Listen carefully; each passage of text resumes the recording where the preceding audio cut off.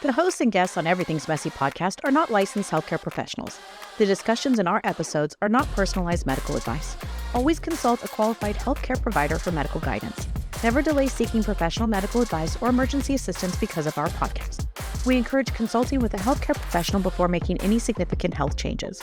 By listening to our podcast, you agree to the disclaimer. Thank you for listening to Everything's Messy podcast. Hey, welcome to Everything's Messy podcast, where we celebrate the beautiful but messy life experiences that most, if not all, people go through. Get ready to embark on an exciting journey through the raw and unfiltered stories of everyday people. Here, we dive into messy realities of life, from making messy mistakes to triumphs and everything in between. Are you sensing a theme? That's right, it's messy. But this just isn't about the mess. It's about finding strength and resilience in the midst of it all. We'll explore how health, fitness, and wellness play a crucial role in navigating life's twists and very messy turns. And we'll challenge conventional systems, because sometimes the most unconventional paths lead to the greatest discoveries. Join us as we embrace the messy, beautiful, and endlessly fascinating stories. Each episode is a testament to the power of our messy journeys and the beauty that emerges from the mess. So grab your favorite beverage, coffee, sparkling water, whatever it may be, and prepare to be inspired. Are you ready? Let's get messy. Hey everyone, welcome back to another episode of Everything's Messy podcast. I am your messy host, Sarah. My guest today, Zoa Connor. She is a wellbeing, lifestyle alchemist and travel strategist. Also happens to be have a PhD in physics, which I think is very, very uniquely met and very broad as far as what you can bring us with all of that in your background. So welcome, Zoa. How are you? I'm good. Thanks so much for having me. Yeah, very interesting to sort of merge the physics with sort of wellness.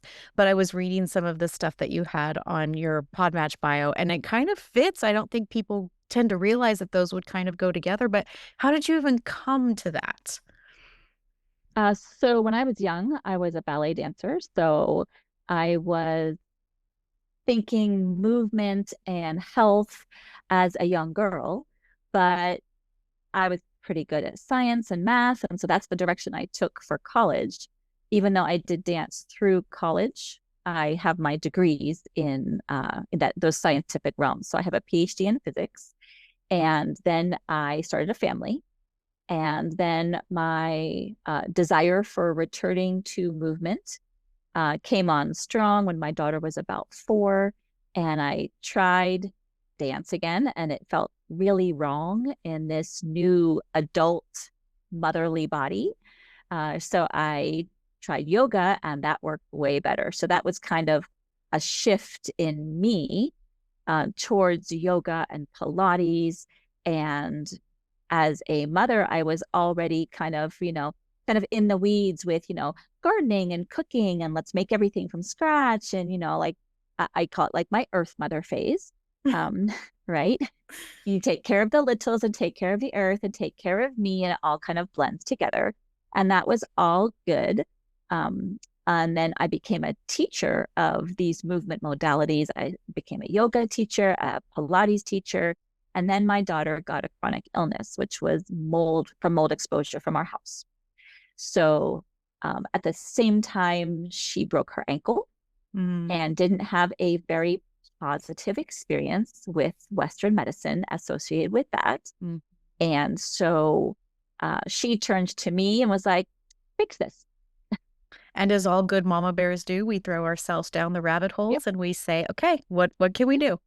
And when one knows that there's just like the whole world out there to learn, and you like to learn, and you have this mama bear instinct, and you also have the desire to be able to put those pieces together. So one of the things that you need to have in terms of skills to get a physics PhD is the ability to take things that don't appear to connect and find how they connect. Right?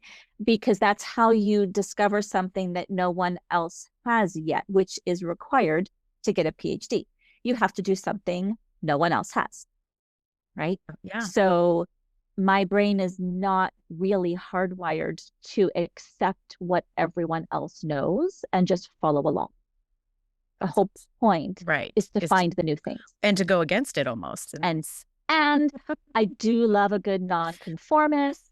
And anyone who studied the history of science or who listened to some of the stories about these famous scientists knows that they were unappreciated when they were alive, regarded as heretics, right? Their work was, tossed away. And then a certain number of years after their death, then everyone starts to realize, oh, damn, they were right. They were right. Yes. Right. So, you have to take some brave steps. And so our brave steps were, we're going to heal this chronic mold illness, and we're going to, do what we need to for her ankle, knowing the things I already knew and the things that I chose to learn in order to help her. So all of those things that I learned, whether they were useful to her or not, became part of my business. Sure. Right. Well, because I already knew them. Yeah. Yeah. Right? And they're going to help someone somewhere.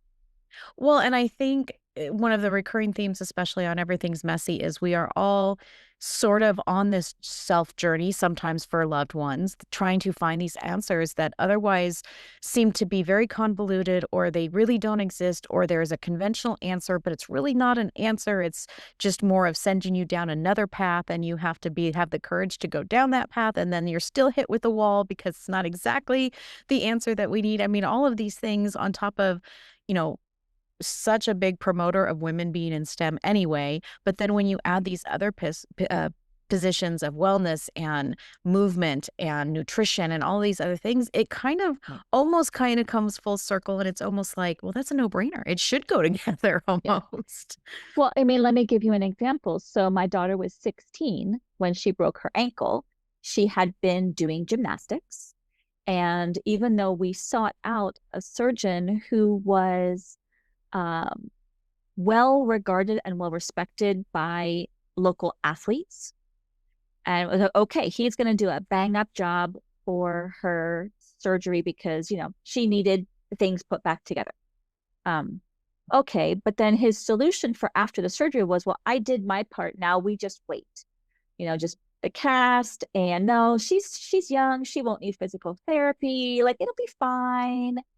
And we're like, no, like we want to facilitate healing, and we don't want that joint to get stiff. And what about the muscles up the rest of her leg? And what about the imbalance? You put this boot on your leg, and I kind of cringe every time I see someone else walking around in a boot, because the boot is several inches taller than their shoes, which means their hips and their spine are getting all jacked up and uncomfortable. And the injury on the right ankle creates a left hip problem, which creates a right shoulder problem, which makes the neck uncomfortable and gives you headaches and you don't sleep well. So all of that stuff can be solved by a very, very simple thing, which is get a platform shoe that matches the boot, right? So what did I do? She was taking a nap. I took the boot with me to the store. We have the same shoe size. I put the boot on. I tried all the shoes to get the one that was matched. I was like, okay, we need a left one. I mean, we now have a pair of high platform sandals that we would never have worn, but it was the right shoe for that time, right? And so voila, now everything's not out of joint. No pun intended. Yeah. And so that kept her even in balance. There was no problems up the chain, like no additional problems created because your body was compensating, right? And while that seems totally logical to me, everyone else was like, wow, like I never thought about that way. Right. Well, that's what I love to do, is give you new ways to think. Absolutely. Well, I love that. And just going back to the doctor was like, well, did my piece, I'm done. And that's really what I have found in our conventional ways, is because they only treat the system, they're not treating the whole body. They're not looking at all of the other things. Once their part of the system is done, then they done my part. His job was to surgically fix the break. He did. Okay, I'm all done. Now it's someone else's job, but you don't need anyone else. We're just going to wait. She's young, she should heal. And I'm like, no, we need 100%, not like good enough. Right, right. Well, and my translation of that would be we're waiting now for more inflammation because now we're going to be out of kilter and all of these other things are going to happen. And those are all Yeah, the but things you that's want to not what he stop. does, and Right, therefore right, not his job, right, right? right. So, did I have the cast and everything off and was like manipulating and massaging and bringing blood flow? Absolutely. Did we tell him? No. No, because it wouldn't have been helpful, Right, right. right? Yeah. So get into a little bit about the specifics maybe that you did for the mold. We had a mold expert on a couple months ago on one of our episodes, and they talked about some of the conventional testing that they do for mold doesn't really test the huge spectrum of molds that are out there. So a lot of times it goes missing. And then a lot of the basic mold suggestions that they give maybe don't, if it's environmental versus another kind, like it's not a one size fits all. So what were you able to come up with? So, first of all, if you can see the mold in your house, you don't need to test anything Well, else, yeah. right? So mold is tricky. It is sneaky. It affects every system of your body, right? So it affects your hormones and your nervous system, and it is attacking you from the inside out because it's attacking your mitochondria inside of all of your cells. And so then your mitochondria get sad and they don't want to make any energy for you because it's yucky inside the cells, right? So you need to clear out the toxins that are inside the cells. And that is a tricky thing because the first rule is that you cannot heal in the place that made you sick. All right. Right? Which means you've either got to get out of that place or fix that place. Right? You can make progress. You just can't get anywhere close to 100% Sure. unless you have fixed the environment. So when I approach detox, it's always making sure that your body is ready and capable of getting rid of toxins of any type, right? So you've got to open up your 4 pathways of excretion first, right? And you work backwards. Once you can breathe and sweat and pee and poo, those are your 4 excretion pathways, then you can work backwards to the liver and the kidneys. Once those are up to speed, then you can work backwards to the lymphatic system, which is supplying the toxins to the liver and the kidneys. Mm. And then you can work backwards to the cells and take the toxins out of the cells and put them into the lymphatic system and move them on out. And if you go in any other order, you are at a very high risk of feeling worse because of your efforts to detoxify, not better. Right. And I think that's really important to emphasize because a lot of people that I've talked to, they're like, well, I tried detox. It didn't work. It actually made me feel worse because you didn't prepare your system, whether it was your gut or whatever was going on. You didn't prepare the system to actually do it in a harmonious way with your body. And I mean, I've heard people that did it wrong and then they develop MCAS and all of these other things. And it's like, because you weren't ready. Well, but again, MCAS is simply your immune system on super high alert, right? Which means that there's a gut component to that, and there's a nutritional component to that, and is there still an actual danger around? Or is this a remnant response because you're not communicating that the danger has passed? Right, right. So important. And with MCAS, usually it's a regulation problem, right?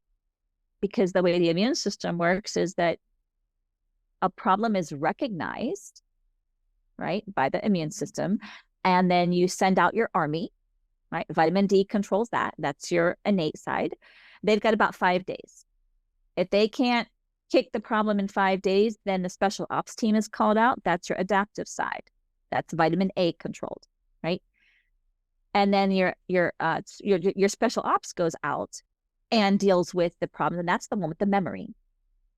It remembers, oh, that's hairy. We need this tool to get hairy, right? Or streptococcus or COVID or, whatever, right? Um, but then the message has to get sent that all of the targets have been acquired and everyone should stand down. The Otherwise, you're fighting against each other. autoimmunity, that message is never sent, right? And MCAS, it's, well, like everyone's on high alert Right. because we think there's still a danger that's just not there anymore.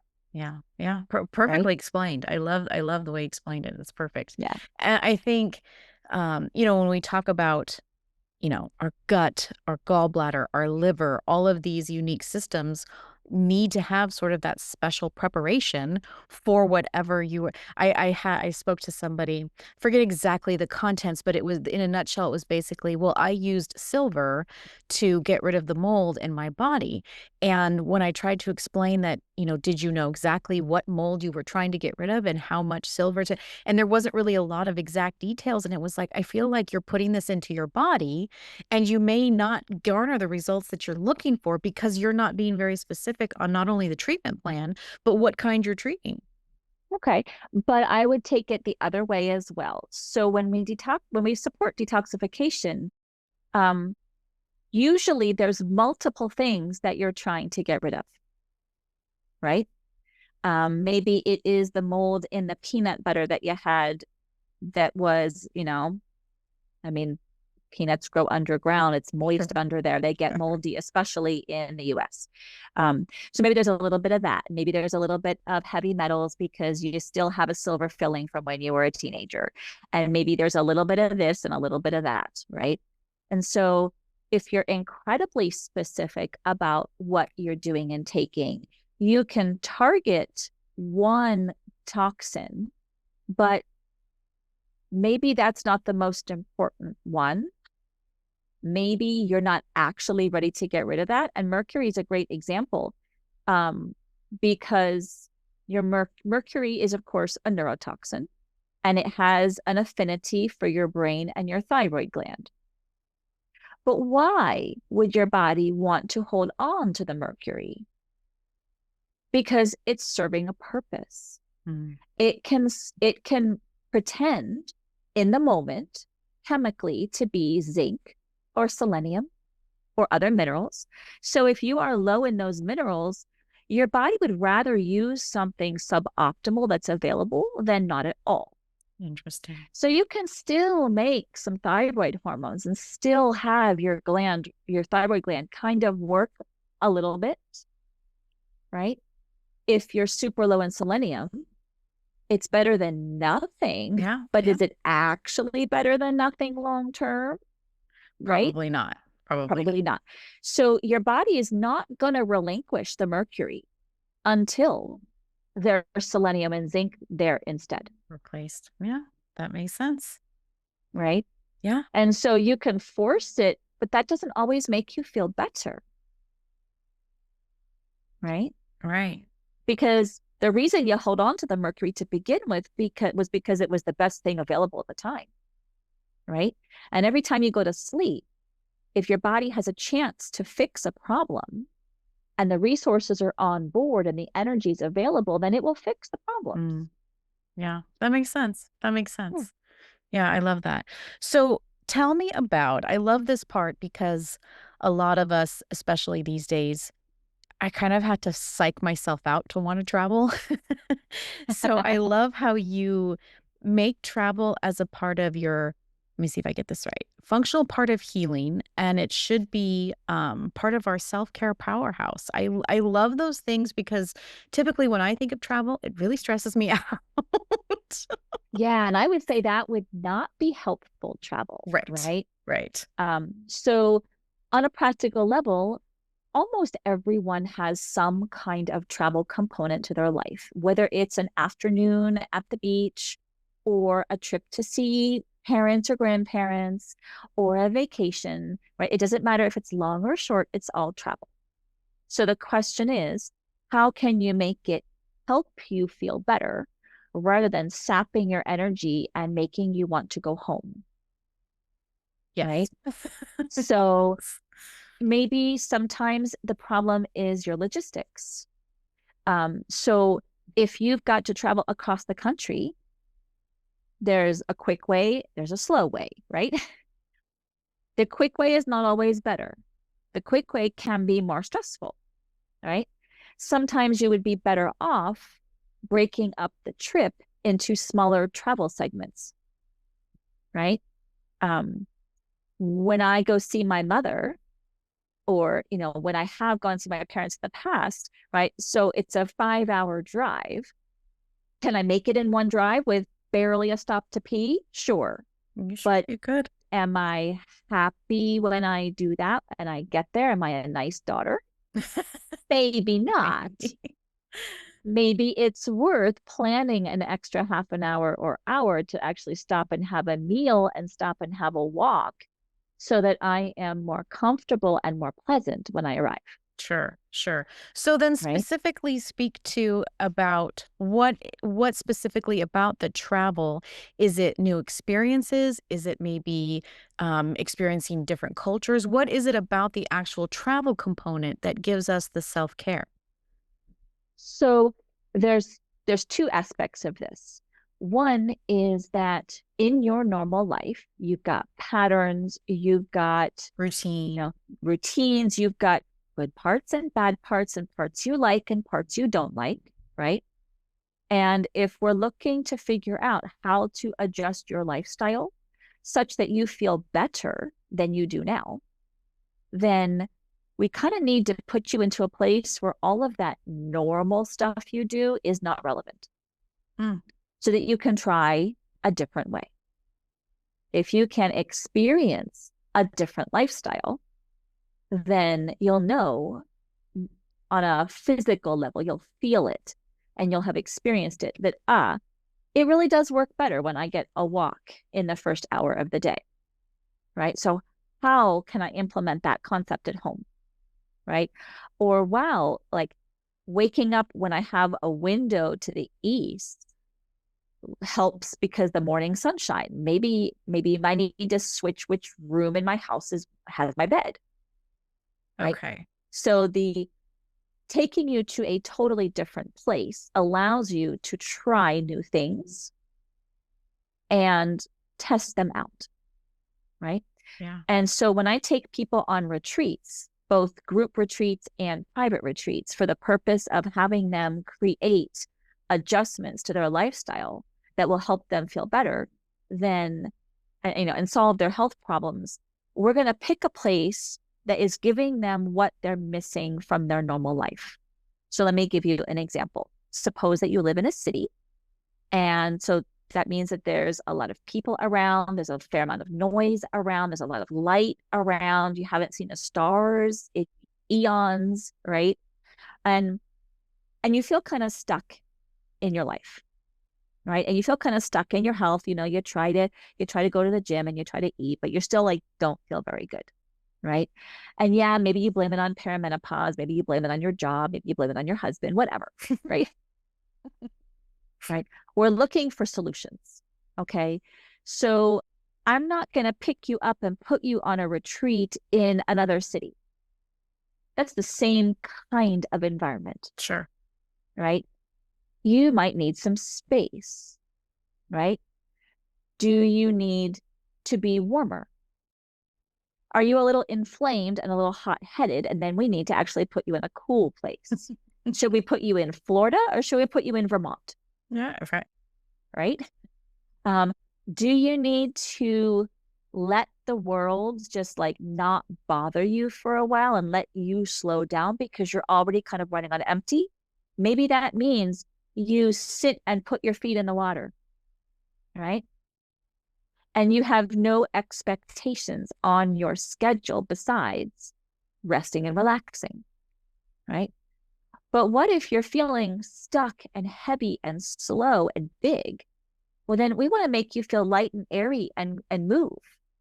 So we want to put you in a place where you can walk around the block and go to a restaurant, walk over here and see something cool, right? We want to put you in a place where you can get that movement and that inspiration. We want you to see beautiful things, right?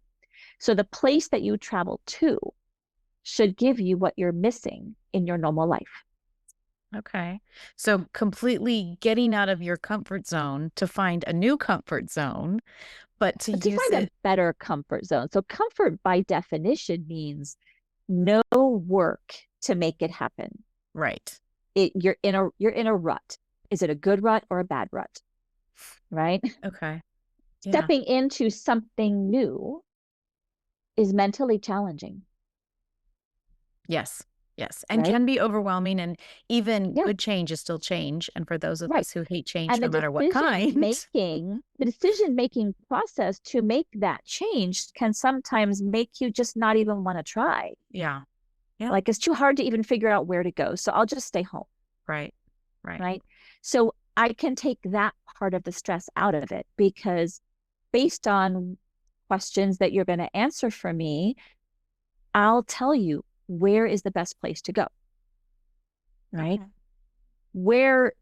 What kind of a place, and maybe you'll get, okay, so these three places are good options for you.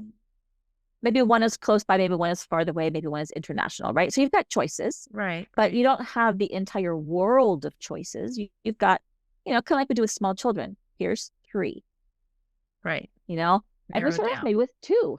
Do Yeah. it A or B. Well, And I invariably like somebody this. wants C, right? Right. No, and I like this a little bit better. We have discussed on this show, we've discussed like the wellness trends that are happening where people are taking vacations specifically to find those wellness spots or wellness spas or Right? to do that different kind of stuff. But this is almost not even planned activity. It's really just finding that sensory outlook that or output that you're kind of needing from what it's going to give you, send you signals with, not necessarily the activities that we're not talking snorkeling or the spa or whatever it is. It's No. the actual geographic location that's going Yeah, to input into your system. That's a really different spin to look on things. I really like that. it is. Yeah. So wellness travel is a very hot topic these Right. days, It right? is. Let's go to the really snazzy resort and Right. they have yoga classes and they have this and they have that. Yes. But is that in the right place to match your Ayurvedic dosha? Is that giving you, like, just because it has things to do doesn't mean they're things that are the right for you Right. right now. And they might sound cool, but isn't part of our problem that we have a lot of times these days the thing where we think we need to do something because it looks good on paper, Sure. but then we Sure. do it and we're like, oh, God, like I'm so tired. Like, yes, I liked it. Yes, it was good, but it wasn't a nourishing, relaxing place, Yeah. you And I know? have an example for that. I actually did here in Southern California, we have this facility that you can do like the red clay all over your body and the mud wraps and all this kind of stuff. Hmm. And it sounded really good. I'm like, I want to do that. And then I discovered I don't really like the feeling of it. I have sort of a tactile aversion to that kind of feeling. And Yeah, I completely hated it. yeah, And I was the only one in the group who hated it. And then there was like sulfur springs and they stunk. I didn't want to get anywhere near them. And everybody's like, oh, you have to get in. I was like, I want no part of this. This is not fun to me at all. yeah, yeah. So important things to me are things like, does the is the place where I'm going to be spending my nights and sleeping full of fragrances and chemicals, right? And it goes beyond just, is the bed soft? Well, if it's too soft, you can't sleep because it tries to eat you. If it's too hard, you might as well sleep on the damn floor, Right. right? Right. So it's not just the accommodations, right? So like the place where I'm taking my group of women on retreat in November is Iceland. And we don't have a fancy resort or a retreat location. We are simply at a hotel, which is ecologically oriented, which has very dim lights in the lobby, which has, a very soft feeling in the rooms and has these big picture windows so that you can see the 3 hour sunrise. And, it's a I was just gonna ask vibe. what time of the year it's gonna be for whether the sun is up for November. 20 hours Oh, or so is here's it. the thing. So in November in Iceland, right, it's still like a month from winter solstice. So people think, oh, it's going to be dark. Well, I don't know. I mean, I love sunrises and sunsets. So a 3 hour sunrise and a 3 hour sunset, and then, maybe 6 hours of daylight, that is a beautiful experience to be in, right? Especially if your room, you can sit in a cozy chair and look out at the beautiful sunrise or sunset, right? Right. And yes, you should absolutely be taking a walk during that time because it's a very impressive thing, Sure. right? Sure. Um, But but on the opposite of, I guess it would be then spring, which you would be going, and it'd be like 20 hours of daylight. I wouldn't want that. well, right, because there, the blackout curtains are on that same window for the summertime, because otherwise you're never going to get the cues that your brain requires to go to sleep, To go to sleep. Yeah. right? And you have basically four cues to go to sleep, right? Lack of food, cold, dark, and no faces, Right. Right. right?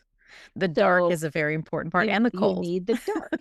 And yeah, And yeah, the and cold. and the cold. Well, and again, cold is relative to the hot of the day, Sure. right? But it's also why if you're not cold enough, you don't sleep Yeah. well, Yep.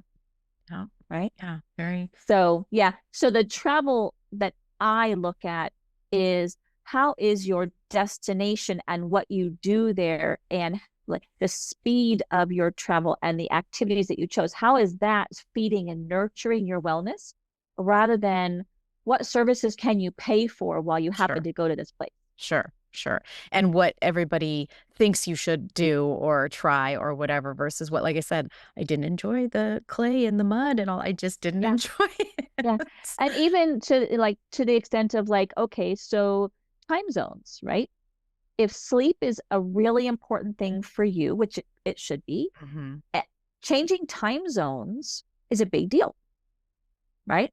Because your circadian rhythm gets all messed up. So if you are hopping a flight and crossing several time zones because that is the fastest convenient way, okay, but is that the best wellness way? Probably not. Right? Maybe not, right? So is there a different destination, or is there what can you do to help yourself when you don't have the ability to make a choice different, Yeah, right? yeah, Because sometimes there are just simply constraints that you can't get around. sure. But then you need some extra steps to support your wellness when you're purposely choosing to do something that you know is going to take you down a little bit, Right, right. right? I It's all very fascinating, and there's always a lot on Iceland and Greenland and the difference, and, um, Iceland is green and Greenland is ice, but I just love when you're there in Iceland, are you going to be doing, like, the volcanic hikes and with the ash and things like that?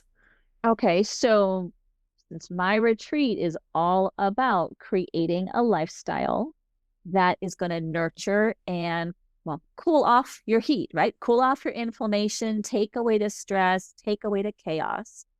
Do you think I want to spend our days driving around and like going to see these beautiful things is wonderful. But if it takes you a 3 hour drive to get there and a 3 hour drive to get back, when are you going to eat? Right. If you want to see the Northern Lights, which you can in November, that needs to be dark. Isn't dark a sign to be asleep? Yeah. Right? So it's a balance between getting to experience the place and letting the place simply support your wellness needs. I like that. So are we going to go get in the geothermal baths? Absolutely. Right? Are we going to go to see some beautiful nature and, get some pretty pictures of us in beautiful nature? Yes. Are we going to spend a lot of time doing that? No, because we have other things that are priorities. That's so great, and I just love how your outlook on it, because again, me included, a lot of us look at travel no matter where it's to, and it's just awfully stressful. But as Right. you're prioritizing these things and making them kind of work for you instead of the other way around, don't let the, whole trip own you. You sort of have to put these things in place to keep it there. And Mhm. so what is one thing then that, especially for those of us who see a vacation or quote vacation and travel and it's, something, what are a few things that you recommend where maybe wellness isn't the priority, but you don't want to get off your track of being able to keep your wellness on track? What do you recommend in just travel in general, and how can that be achieved? Oh, this is a fabulous question. It's actually the question I answered by offering a quiz Okay. to clients. So I have a Wellness Plus Travel quiz, and you can answer a couple questions. Right now it's 11. And those answers are collated to put into your travel profile.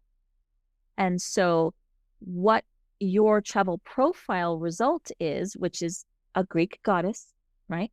Then depending on which goddess you are closest to, you'll get 7 tips for your next travel plans that will help you support your wellness better, right? So those travel tips depend on what your needs are, right? And so I'll tell you a quick little story. So my daughter's 22 and loves to travel. And I said that, I was going to need to go, I'm in Maryland. I need to go to Boston for, a course. It's on a Monday, like I can designate Saturday to Tuesday for this trip, right? And not totally, impact my business negatively, right? Because people expect me to be here, right? Sure, sure. And she's like, "Oh, that's such a short trip. Why bother?" Right? Oh, well, that's not really what you Because, want to know. but no, because her travel profile is different than mine. She would want to travel up slowly and stay there and immerse, Okay. right? So she'd be like, "Well, like we could take a month to do that.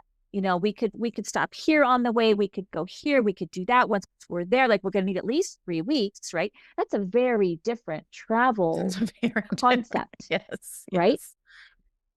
Um, and then other people might be like, "Oh, I just need like the afternoon. Yeah, I can go up and back in the same day." Right? So the tips that I might give you to support your wellness kind of depend on what you need. And sometimes what we need is not what we think we need. Yeah, or want sometimes. Right. And sometimes we feel limited by life, Yeah, yeah.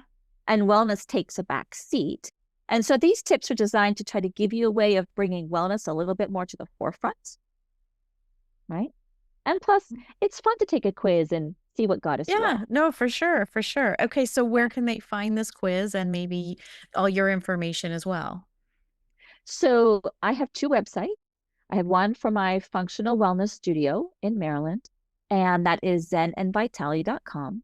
The quiz is on my retreat website, which is intentional-vitality.com. And to get to the quiz, all you have to do is go to intentional-vitality.com/quiz. Okay, and we'll put all of that in the show notes. So Yeah. this has been very eye-opening. I love your take, your perspective, and I loved how you were explaining the body attacking itself. That was just perfectly set up. I love that so much. Thank you so much for coming on Everything's Messy podcast, and I hope you have a great trip to Iceland. Thank you so much, Sarah. I hope you'll join us. Yeah, I'd love to. Thank you so much. You're welcome. Thanks for listening to Everything's Messy podcast. Whew, if you made it this far, give yourself a gold star or at least a nap. Honestly, if you showed up today and you were listening, you've already crushed it. I'm so grateful for you listening. If anything hit home, share it, tag me, write it on a sticky note. I don't care. Just don't keep all of this messy goodness to yourself. You can find me on Instagram at Everything's Messy Wellness or over at my website, everythingsmessywellness.com, where I've got resources, coaching, and probably a new rant about blood sugar or something that's just nonsense. It's all waiting for you. Check out my YouTube channel. I've got all of my podcast episodes up there. And I'm on X at Everything's Mess.